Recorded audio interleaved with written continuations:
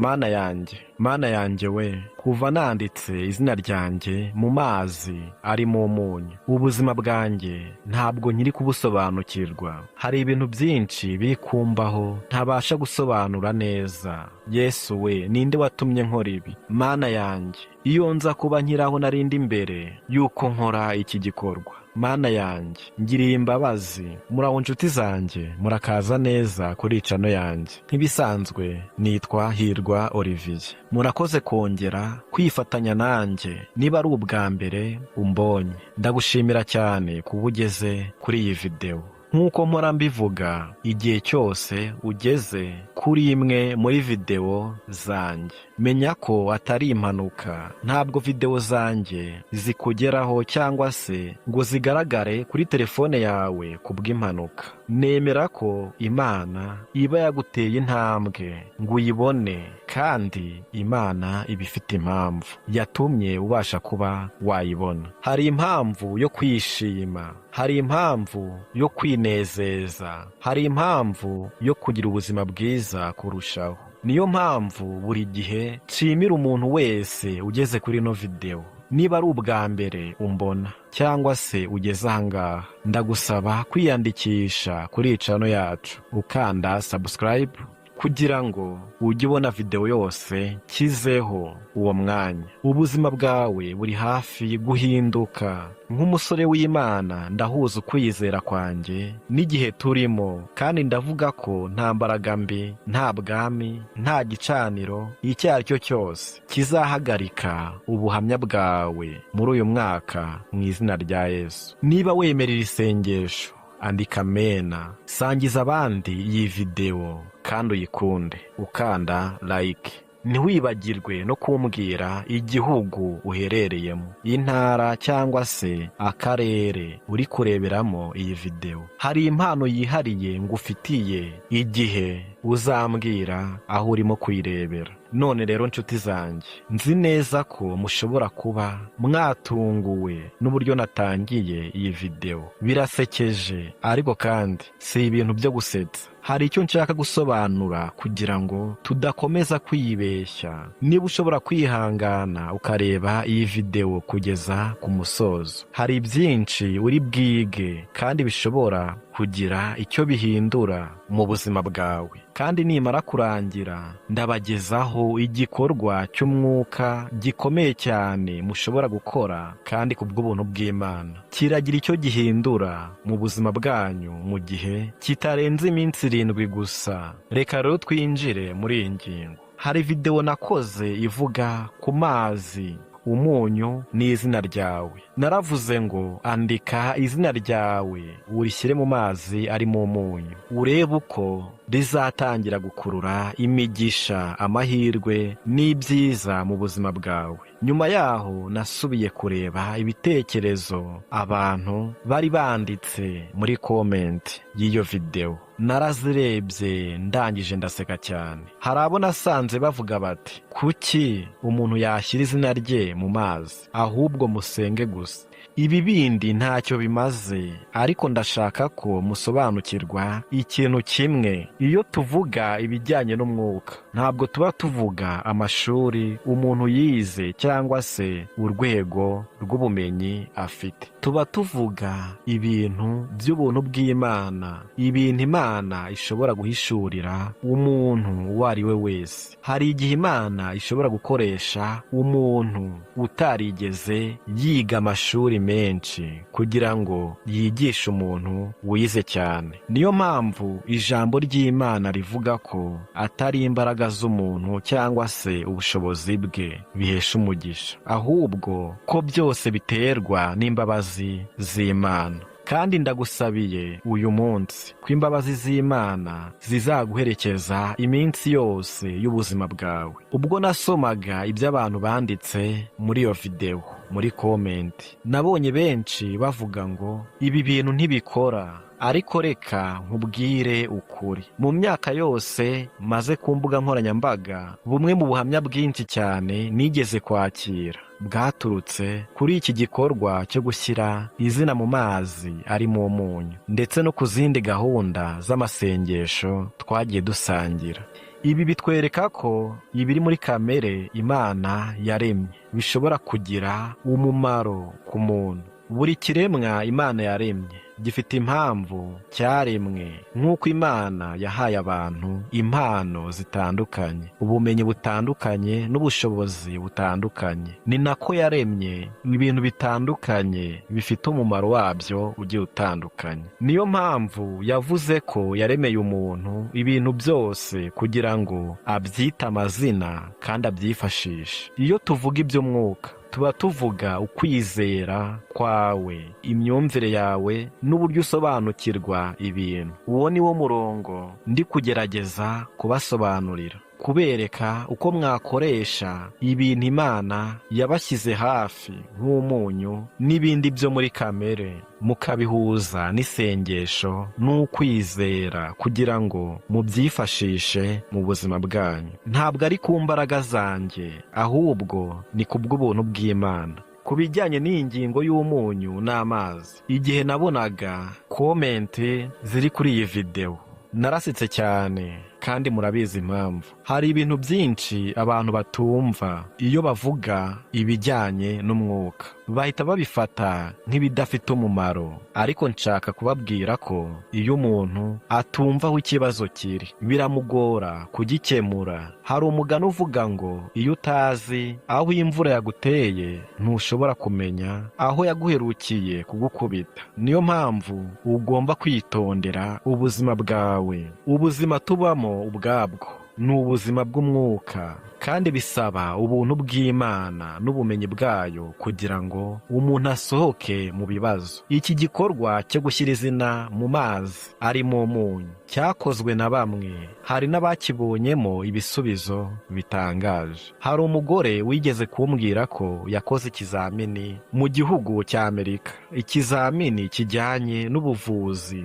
kandi abantu benshi bari bagikoreye hamwe nawe bose bahawe impamyabumenyi zabo n'inyandiko zabo, ariko iye we ntiyayibonye. Buri munsi yandikiraga ibiro by'ishuri akajya gusaba ibisobanuro, akajya ku biro bitandukanye, ariko bakamubwira ko batabona dosiye ye. Ariko yajyayo akabona dosiye ye imeze neza, ariko bakanga bakayishyira ku ruhande, ariko igihe cyose bagakomeza kumubwira ko itabonetse. Ibi ngibi byakomeje kumubaho kugeza aho yatangiye kumva ko hari ikintu kitari gisanzwe kibiri inyuma. Hari umugani uvuga ko iyo utazi ikibazo icyo ari cyo cyose ntushobora kugikemura. Uwo mugore rero yaje gukora iki gikorwa cyo gushyira izina rye mu mazi ari mu munyu. Nyuma yaho, mu gihe kitarenze amasaha 24, yarahamagawe bamubaza impamvu atarabona ibyangombwa bye. Ibintu byose byahise bikemuka. Hari igihe izina ryawe riba rifite uruhare runini mu buzima bwawe. Hari abantu usanga amazina yabo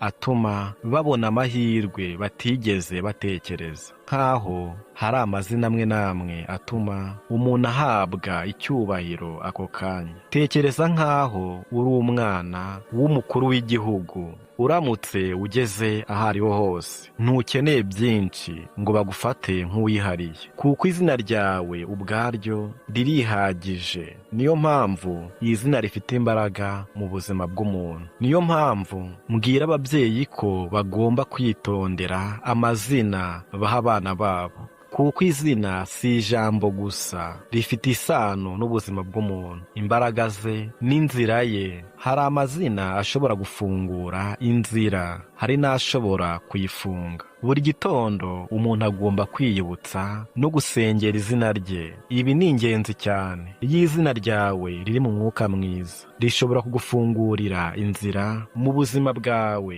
Iyo hari abantu bagerageza kugufasha ariko ntibabikore, ntibivuze ko badashaka kugufasha buri gihe. Hari igihe izina ryawe riba ryarashyizwe mu mwuka utari mwiza, ku buryo aho ugera hose bigorana. Hari n'abakozi bo mu biro bigeze kumbwira ko hari amazina amwe n'amwe iyo bayabonye bumva bananiwe kuyitaho neza cyangwa se bakumva batayitaho vuba. Ibi byose bigaragaza ko hari ibintu by'umwuka bikora ku buzima bwacu. Niyo mpamvu uyu mwitozo wo gushyira izina ryawe mu mazi arimo umunyu uvugwa nk'uburyo bwo kweza izina ryawe, kurikuraho ibibi byose byari byaranditsweho, byaba bizwi cyangwa se bitazwi. Iyo umaze kwandika amazina yawe ku rupapuro ukayashyira mu mazi ari mu munyu, ugasenga, ugasaba Imana kwikuraho ibibi byose byahagaritse amahirwe yawe,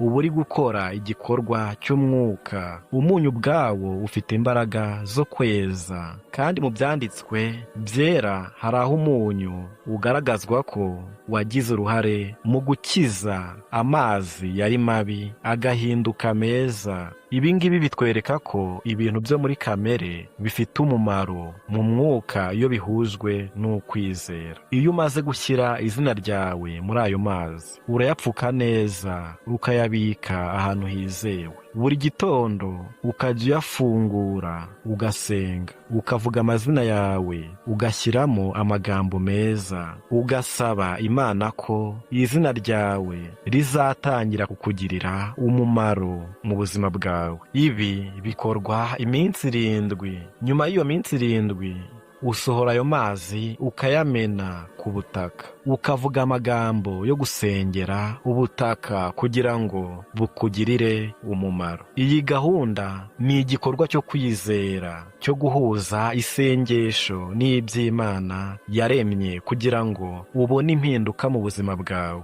Kandi ndagusaba kubikora ufite ukwizera udashidikanya. Ndagusabye kandi gusangiza ubu butumwa n'abandi kugira ngo nabo babone amahirwe yo guhinduka mu buzima bwabo. Kandi ndakubwira nti ubuzima bwawe buri hafi guhinduka muri uyu mwaka. Icyo ugomba gukora ni ukwizera, ugakora kandi ugategereza impinduka. Igihe cyose rero uzatangira kubikora, nzaba ndi hano ntegereje ubuhamya bwawe. Ndagusaba ko utirengagiza iyi videwo, kuko hari ikintu gikomeye cyane kigomba kuguhindurira ubuzima. Hari abantu benshi bagerageje iki gikorwa cyo gushyira izina mu mazi arimo umunyu, kandi hari bamwe babonye impinduka zitangaje mu buzima bwabo. Niba utarigeze ubikora, ndakubwira ukuri ko ushobora kuba uri kubura byinshi cyane. Iyi gahunda ni isegonda ya nyuma ndi kubasobanurira, si ibintu byo gufata nk'ibikino. Ni igikorwa cy'ubuzima n'umwuka gihuza ukwizera kwawe n'imbaraga z'iby'Imana yaremye. Niyo mpamvu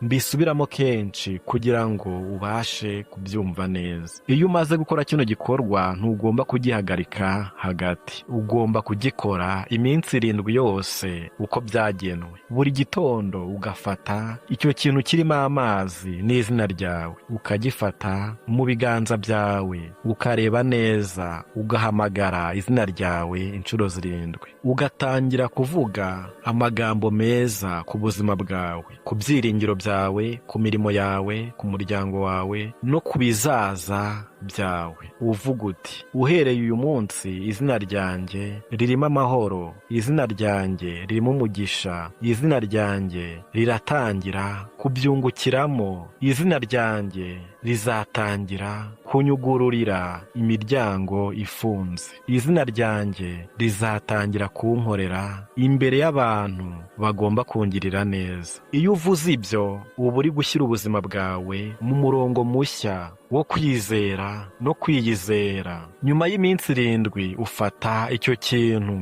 ukajya kugisuka ku butaka.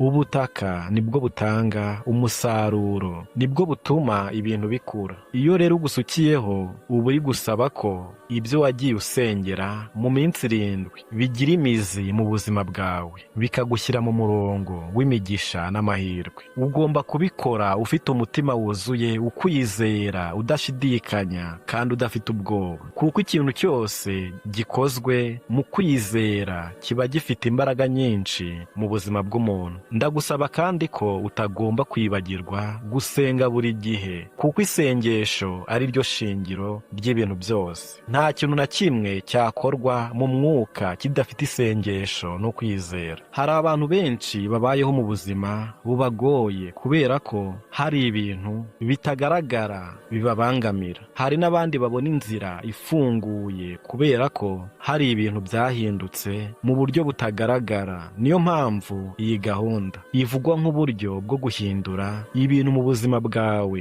Ndagusaba ko ubisangiza n'abandi, kuko ushobora kuba uri isoko y'impinduka ku bantu benshi. Ntukabifate nk'ibintu byoroshye gusa, ahubwo ubifate nk'ubutumwa bushobora guhindura ubuzima bwawe n'ubw'abandi. Niba uri kubibona ubwawe mbere, menya ko nta mpanuka yabaye. Hari impamvu yabiguteye kubona iyi video uyu munsi. Hari ikintu kigomba guhinduka mu buzima bwawe. Ndakubwira ko rero ugomba kujya wibuka ko ubuzima bwawe bufite agaciro, ku izina ryawe rifite agaciro, kandi ko imbaraga zawe zo guhindura ubuzima bwawe ziri mu kwizera kwawe no mu bikorwa byawe bya buri munsi. Nzaba ndi hano rero ntegereje ubuhamya bwawe, ntegereje impinduka zawe, ntegereje icyo Imana izakora mu buzima bwawe. Urakoze cyane rero kuba wabanye nanjye muri ino video, kandi Imana iguha umugisha, ikomeze igukomeze,